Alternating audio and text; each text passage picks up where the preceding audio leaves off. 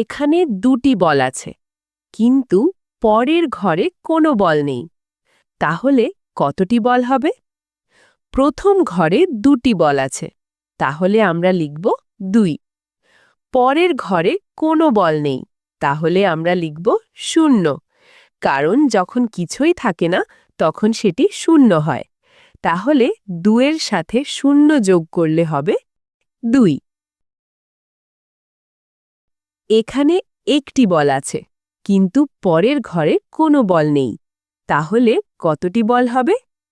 প্রথম ঘরে একটি বল আছে, তাহলে আমরা লিখব 1। পরের ঘরে কোনো বল নেই, তাহলে আমরা লিখব 0। তাহলে 1 এর সাথে 0 যোগ করলে হবে 1। তোমাদের সবাইকে শিশু স্কুলে স্বাগতম। আজ আমরা বিভিন্ন জিনিসের মাধ্যমে এবং শূন্যর মাধ্যমে যোগ অঙ্ক শিখব। তাহলে চলো আমরা শুরু করি। এখন আমরা বিভিন্ন জিনিসের মাধ্যমে যোগ অঙ্ক শিখব।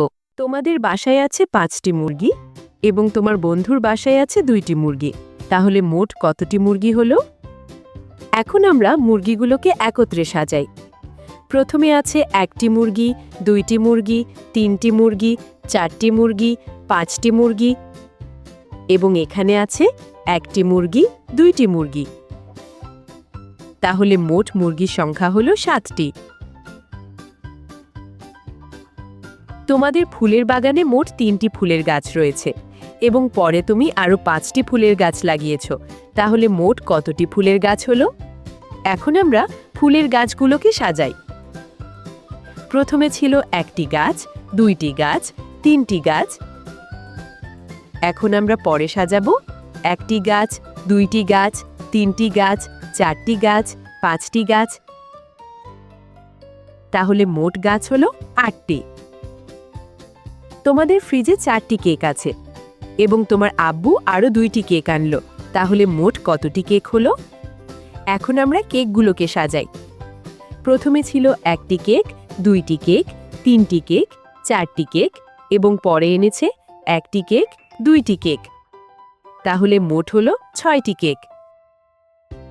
তোমার বন্ধু রাতুলের কাছে 5টি টুপি আছে এবং তোমার আরেক বন্ধু শিহাবের কাছে 4টি টুপি আছে। তাহলে মোট কতটি টুপি হলো? এখন আমরা টুপিগুলোকে সাজাই। রাতুলের কাছে আছে 1টি টুপি, 2টি টুপি, 3টি টুপি, 4টি টুপি, 5টি টুপি এবং শিহাবের কাছে আছে 1টি টুপি, 2টি টুপি, 3টি টুপি, 4টি টুপি।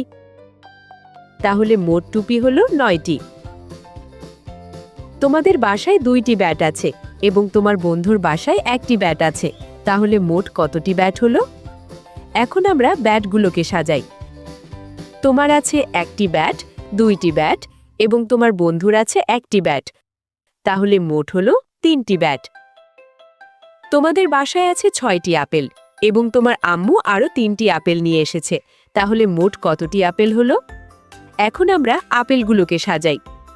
প্রথমে ছিল 1টি আপেল, 2টি আপেল, 3টি আপেল, 4টি আপেল, 5টি আপেল, 6টি আপেল এবং পরে এসেছে 1টি আপেল, 2টি আপেল, 3টি আপেল। তাহলে মোট আপেল হলো 9টি। এখন আমরা শূন্যর মাধ্যমে যোগ অঙ্ক শিখব।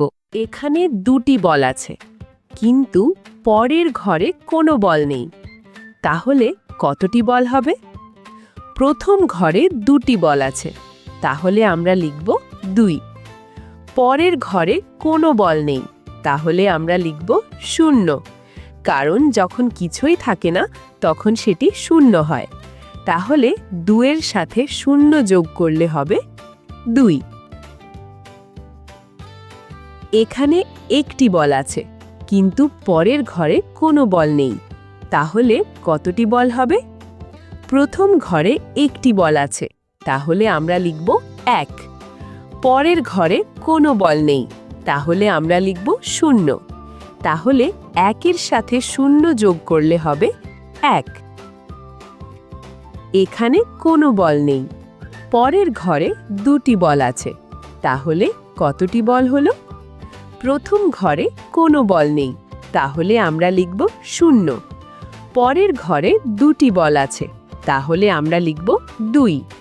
তাহলে 0 এর সাথে 2 যোগ করলে যোগফল হবে 2।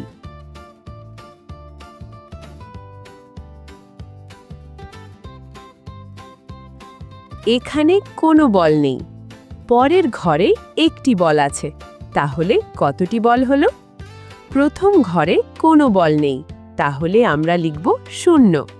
পরের ঘরে একটি বল আছে, তাহলে আমরা লিখব 1।